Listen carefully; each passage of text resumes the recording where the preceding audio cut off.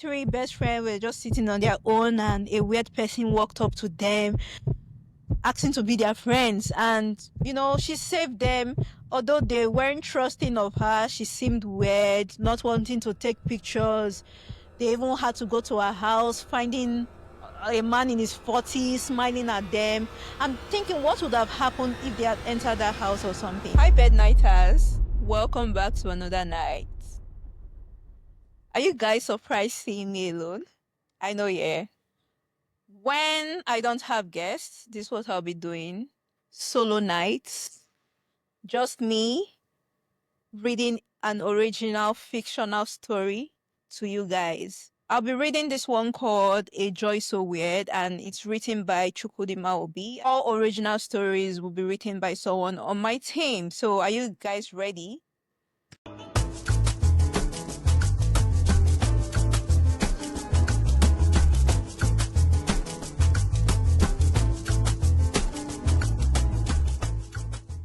Let's get started.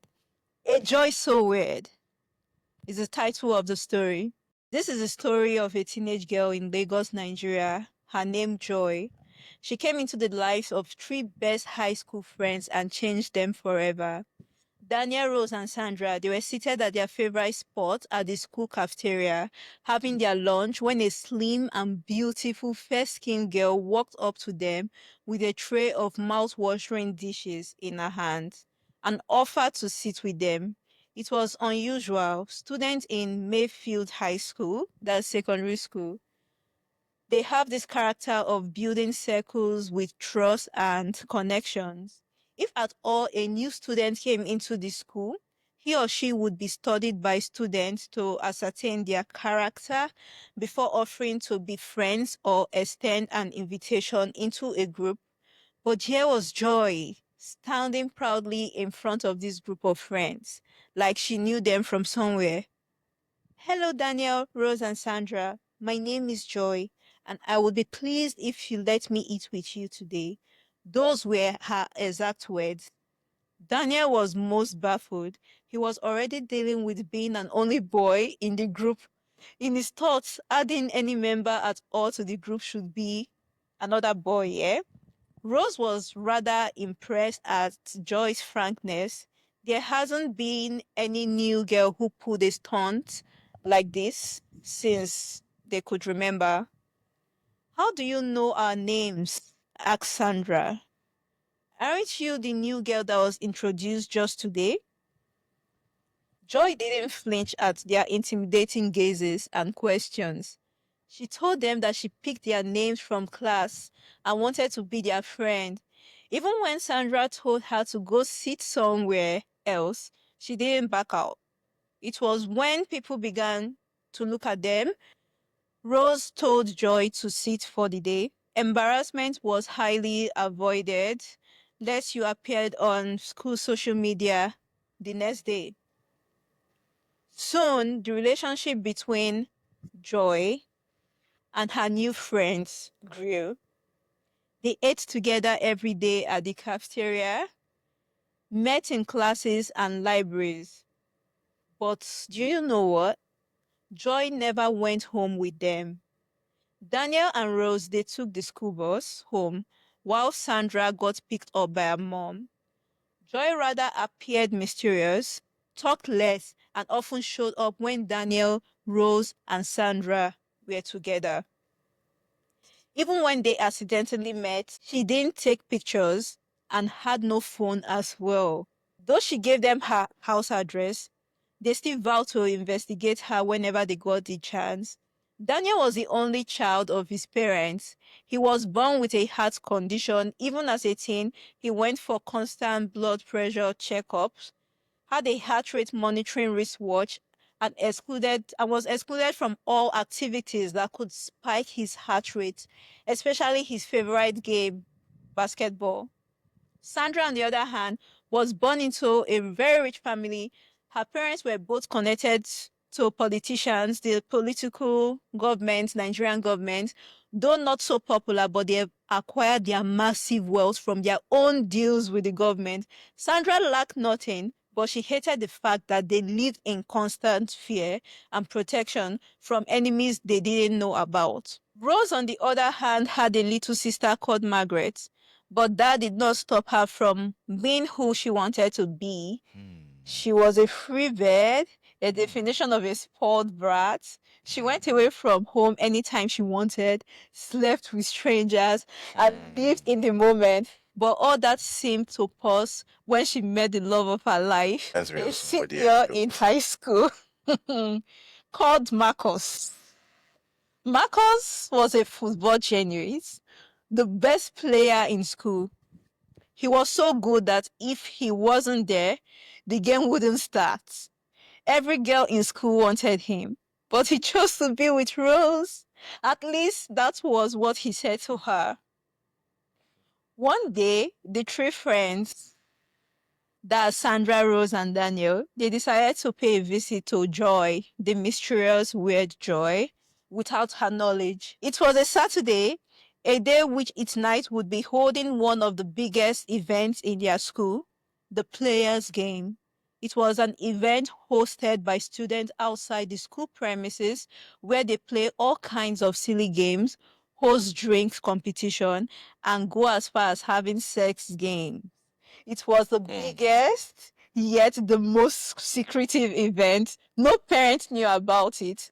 And those who went cooked up stories to cover their tracks. Rose obviously was the only one among her friends who attended the party. She was specially invited by Marcus, this time making it the first time she would actually go with the love of her life. Marcus gifted her a very sexy gown in white color for the event, and she hung it outside her wardrobe where she could look at it from time to time. They quickly booked an Uber to Joy's address. It wasn't very long when the car pulled up to a bungalow on a street filled with duplexes in the heart of town. It was an estate with beautiful buildings without fences facing one another, but the one they stopped at was clearly odd. It was almost like the house was imported from the past and placed among all the current buildings on the streets. This is already sounding weird, like the title of the story. It was partially unkept, but the presently trimmed lawn suggested the presence of people around. They stared in awe for some time. Mayfield High School was one of the most expensive schools in Lagos and Nigeria as a whole. Affording it alone meant you had rich parents or a wealthy guardian to pay your school fees and other fees. The house in front of them didn't say a thing about wealth. One would put whoever owned the house as a low-class citizen of the country. Daniel urged the girls to follow him to the front door because their stares at the house were beginning to look awkward.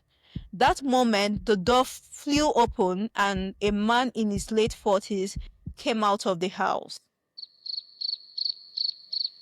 A man in his late 40s came out of the house and stood at the door, staring right at them with the craziest smile they could ever imagine. Sandra gripped Daniel's arm in fright while Rose gave the man a quick wave. "Hi, good afternoon, sir. Are you Mr. Abel, Joy's father?" Yes. That was the question that rushed out of her mouth in a shaky voice. The man nodded his head without ceasing the smile, like this. Yes. He told them, Mr. Abel. he told them he was the master of the house, that Joy was out on an errand, but they were welcome to enter the house and wait for her. They quickly and politely rejected the offer and walked down the street in a haste before booking another Uber out of the vicinity. That event made the three of them question everything about Joy more. Her weird attitude of meeting them every moment they were together, knowing things about them that they didn't discuss with her, it scared them. But they were determined to find out her purpose, why she invaded their group, and what she possibly wanted with them. Joy was almost into her compound that afternoon when their security man informed her that She just missed her friend who came by. Curiosity overwhelmed her. She rushed into the house and stormed up the stairs to her bedroom. Her little sister Margaret was watching her from the living room. She informed her that Joy came around and even took a cake she ordered from the bakery to her room for her. Rose had a tin for cakes. In fact, she ordered them from her favorite bakery, sweets and cheese, every weekend. When she got into her room, she quickly searched for the cake but cited the wraps instead. There were crumbs all over the floor, trailing all the way to her window side. The earlier closed window was widely open. Rose walked up to the window and peeped down. There on the floor of the compound was a precious cake, completely destroyed. Damn. She turned red, stomped around the room while holding her head in anger. Then she caught a sight of the most tormenting thing in her life. Her white sexy dress was cut all over with a pair of scissors. It was done in such a way that it would never be worn or mended by anyone. Rose got lightheaded, almost passing out. She went straight down to the kitchen, searched the fridge for blocks of ice, and placed them on her head, with her eyes completely shut. Joy is obviously after her life. She's a monster who only came to ruin her life. At least those were her thoughts in those closed eyes. Later that night, Rose stared at her phone as it beeped for the 19th time from Marcus' call. She was ignoring him, very ashamed to tell him what happened to the dress he got her. The reason she couldn't make it to the party, Sandra had taken permission, that Sandra, her friend, she took permission from her parents to stay and console Rose for the night. She rubbed Rose's back, who was in tears, as they both watched the phone beep for the 20th time. Suddenly, a loud siren came blaring outside. They all rushed out to see an ambulance at their front gate. In the ambulance was Rose's friend from Sweets and Cheese, who personally saw the packaging of her cakes every weekend. Seeing Rose in front of the house brought tears in her eyes. She knelt on the floor and wept as she thanked her maker. She later explained to them that she mistakenly packaged a cake made for someone else for Rose. The cake was made with groundnuts, which would have hit Rose with anaphylaxis if she ate them because she was allergic to nuts. As a matter of fact, she thought Rose might be on the floor already, and hence she came with an ambulance. So Rose and Sandra spent the rest of the night wondering if Joy really saved Rose's life or wanted to ruin it but saved it by mistake. But if she did save her life, why shred her dress? The start of the new week came with chaos. The secret party conducted by the students were no longer secrets. There were videos of some girls who came to the party with white gowns apparently gifted to them by their boyfriends. But they were invited into a dark room, got attacked by a group of Mark's boys, and had those dresses shredded and cut to pieces, just like Joy did to Rose's own. Those girls were filmed and pushed out to the streets to the view of the whole students. It was so bad that one of them committed suicide. The police apprehended the suspects, including Marcus, who was identified by an eyewitness. Some of the suspects confessed that it was a game played by the seniors on the girls they claimed they loved. Each girl they brought apparently gave them points to win bets they placed. This is sounding crazy. This is already sounding crazy. That threw the school off balance, causing the prohibition of some social platform in the school. Daniel, Rose, and Sandra sat quietly in the cafeteria that afternoon. It was clear what Joy did, but how could she know those things? Was she among the people who made the plans? How did she know about Rose's allergies? They waited for Joy to come, but she didn't come to school that day or the next. They agreed to pay her a visit if they didn't see her. till the weekends. Sandra's parents had a custom of visiting Sandra's grandmother the first Wednesday of every month. It was until after past 8 in the evening that they returned to meet their house half engulfed by fire. It was an unpleasant sight. People said they called, but their phones were switched off, probably because of the other town they went to. Maybe no network there. Sandra's dad quickly called security to take Sandra and her mom to their other house in town, while he stayed behind to sort things out with the police. Later that night, the police apprehended some arsonists heading into the area with their equipment. From interrogations, the police found out that though they targeted Sandra's family mansion, their aim was to do it while the family members were in and asleep. The early fire only disrupted their plans and practically saved the lives of Sandra and her parents. Another eyewitness told the police he sighted a teenage girl walking quickly away from the mansion few minutes after the fire started. His description depicted no other person than Joy, this weird Joy. Daniel, Rose, and Sandra were more curious on the unfolding events in their lives than telling the police all about Joy. However, they patiently waited for the weekend as agreed before they would pay Joy a visit. People were very surprised to see Sandra in school the next day. Many came to sympathize with her. She was so strong. The weight of the burnt house was not visible on her. She had new clothes on, as well as new shoes and school bag. Her parents were really wealthy, remember their politicians. At the cafeteria, they had a long discussion about Joy, whom she might be, and why she kept saving their lives. She also hadn't been to school since she destroyed Rose's cake. So many unanswered questions made them change their mind on when to visit Joy's home again. They decided to do it immediately after school. Daniel, who was prohibited from games due to his condition, often used the last period in school to play basketball by himself when it was a free period for him. It was dangerous, but he always had his wristwatch keeping tabs on his heart rate. That very day, he rushed to the empty basketball court as usual and quickly started practice.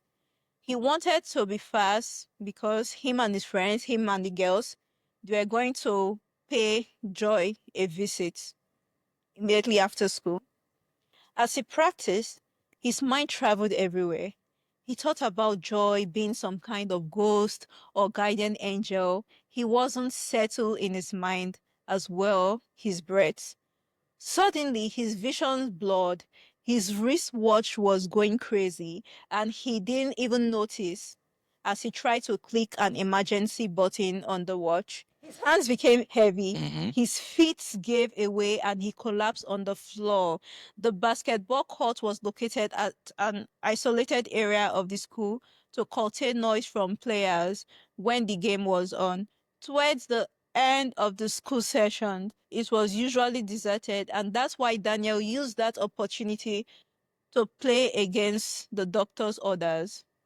Few seconds after he found himself helpless on the floor, the door of the basketball court flew open. School medical team rushed in. They gave him first aid treatment and took him to the school clinic. In few minutes, he was completely himself again. Sandra and Rose came to see him at the clinic when they rang the dismissal bell. The nurse who came to Daniel's rescue told them how a student with Joy's discretion rushed in to report a medical emergency at the basketball court, and that was how his life was saved. It wasn't surprising anymore for them. The only thing on their minds were to visit Joy and speak to her in person, since it seems as if she was avoiding them. This second journey to Joy's home was easier than the first. There was no surprises as they were well equipped in their mind on what to expect. They stood in front of the bungalow for a few minutes before Daniel, as usual, made a decision to knock on the door. The second knock literally threw the door of the house open, and to their greatest amazement, the house was completely empty. They walked around the empty living room and the rooms. They were nothing but dust and dirt. They decided to ask around before they leave. The first person they met when they came out of the house was a man living in one of the houses on the street. He was quite surprised to see them coming from the house. He inquired their reasons for the visit, and they told him all about their friend, Joy, the weird Joy. The man shakes his head in disbelief, explaining to them that since 10 years ago, or about 10 years ago, living on that street, the house had neither been occupied, sold, or claimed by any individual. Fear gripped them because it was not too long ago, like a week or 2 weeks ago, that a man in his 40s stood in front of the house offering them entry. What would have become of them if they went in? They went home, asked their fellow students about Joy, but nobody in school recalled them having an additional friend in their group named Joy. Her name was not on the school register anymore. They respected Joy's decision when she never took a picture, so they had no pictures of her. And the craziest of them all, Margaret, Rose's little sister, who was always fond of Joy, never remembered she ever existed. Joy never came to school or seen till they graduated. She remained a mystery left in minds of three friends. Though they stopped talking about her, they never stopped expecting her to show up when they needed her the most. This is the end of my story. A Joy So Weird. This is actually a thrilling and intriguing one. I didn't even know what to actually expect. So, the weird Joy, three best friends were just sitting on their own, and a weird person walked up to them, asking to be their friends. And, she saved them. Although they weren't trusting of her, she seemed weird, not wanting to take pictures. They even had to go to her house, finding a man in his 40s smiling at them. I'm thinking, what would have happened if they had entered that house or something? Is the man related to Joy in a way? Like, what would have happened? And I'm also wondering Joy saved their life. The three best friends, Sandra, Rose, Daniel, saving Rose from going to that humiliation party, saving Sandra and her parents from dying in the fire while their house got burnt, and saving what's his name, Daniel, when he got his heart attack. It's really refreshing. It's a refreshing story to hear. Chukudima, thanks for this. I appreciate this story. I like the twists. So it's an open ending. Joy, who is Joy? Who is actually Joy to these people? Did they meet in their past life? Who is Joy? Like, why didn't you tell us about who Joy is? Or is Joy an angel from heaven, or whoever they serve? Who is Joy? This is amazing. And another thing, when they went back to school, and Rose's little sister Margaret, no one recalled who Joy is. But then when Joy met them, the three friends told Joy, "Oh, you are just the new student in school. You just got introduced today." So I'm wondering, how come? What happened? What actually happened? How did Joy do it? How did Joy do it? This is a very interesting one. If you're into thrillers, this is for you. This is fictional. It's not a real life story. It's not a true life story. It's like, you just need to, if you're someone that likes these thrills, that like to overthink, that like to think and all that, yeah, you'll like this. And also, let me know what you think about this story in the comment section. And more stories coming your way on solo bed nights or solo bed night episodes. Yeah, thank you so much for watching, and don't forget to leave your comments, subscribe, like, share. Always listen to solo nights when you want to sleep, or when you're just having an alone time. Yeah, I really like this story. I like the twist. I like the turns. Okay, guys. See you guys later. Bye. Bye.